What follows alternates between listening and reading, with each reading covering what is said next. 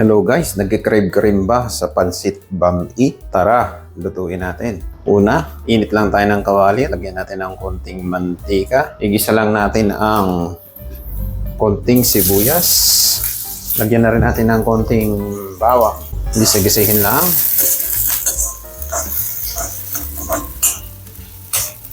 Lagay na rin natin ang ating carrots. Iniwa ko lang ng pahaba.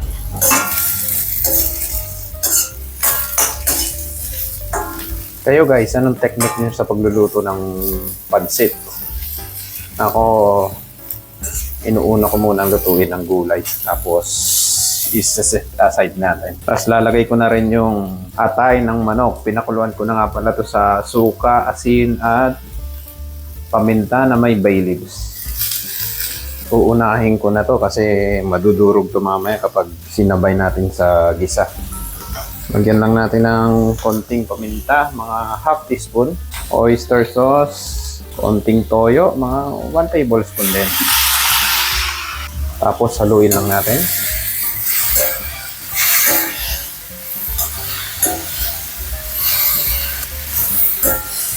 Kapag luto na ang carrot, saka natin ilalagay ang cabbage. Iniwa ko lang ng medyo maninipis yan, pahaba. Yan o, ganyan. Gisahin lang natin ng mga 1 minuto, tapos set aside natin.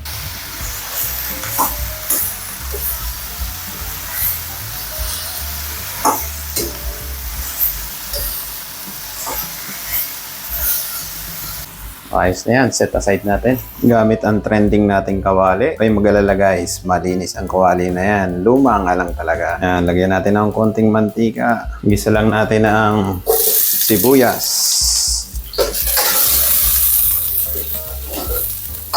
Sunod na rin natin ang bawang. Gisahin lang natin hanggang sa umamoy. Hanggang sa kapitbahay. Tapos lagay na rin natin ng ating chicken. Hiniwa ko lang ng maninipis yan. Konting chicken lang nilagay ko. Gisahin lang natin hanggang sa medyo matusta. Kapag luto na ang chicken, lalagyan na natin ng tubig, 1 litro. Lagyan na rin natin ng toyo, mga 1/4 cup. Lagay na rin natin ang chicken cubes or chicken broth or chicken bouillon. Bahala na kayo kung anong tawag nito. Lagyan din natin ang paminta, 1 teaspoon. Magic sarap, 1 teaspoon din.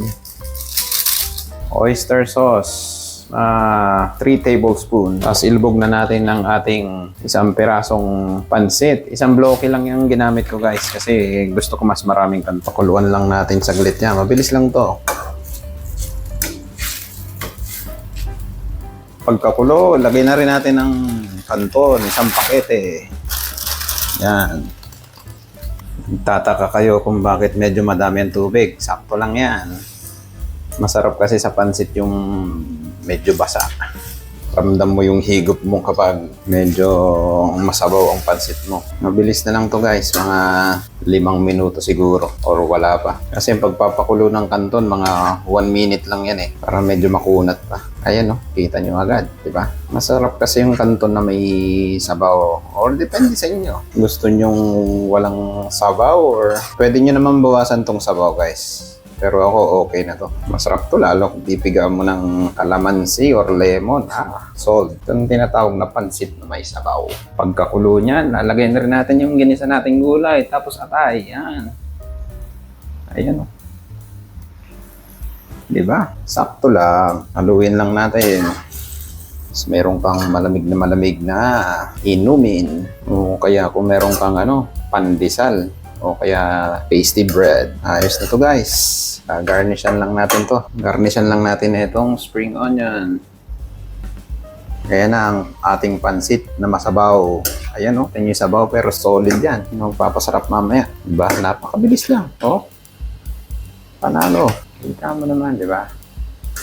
Solid na solid. Tara, plating tayo. Ayan na guys. Kita nyo naman, diba? Umuusok pa. Siyempre, lalagyan natin yan ng pampagana lalo. Chili flakes. Ayan, optional lang yan. Depende sa inyo kung hardcore kayo. Tapos pipiga natin ng lemon. Kita nyo naman. Sarap. Siyempre, kung may pandesal kayo dyan or tinapay, kahit anong tinapay, ayan, masama-sama pa, tapos usok na usok. Titikman natin yan habang mainit pa. Look at that. Atak, sana matry nyo to. Napanood mo ng madaling araw to, na sigurado, gugutumin ka. Kaya ano pang hinihintay nyo? Luto na. At syempre, dalaw naman sa aking channel. Ang full recipe nito ay nasa YouTube channel ko. Kaya pa-follow na rin, especially sa TikTok. Kaya ano pang hinihintay nyo? Maraming salamat.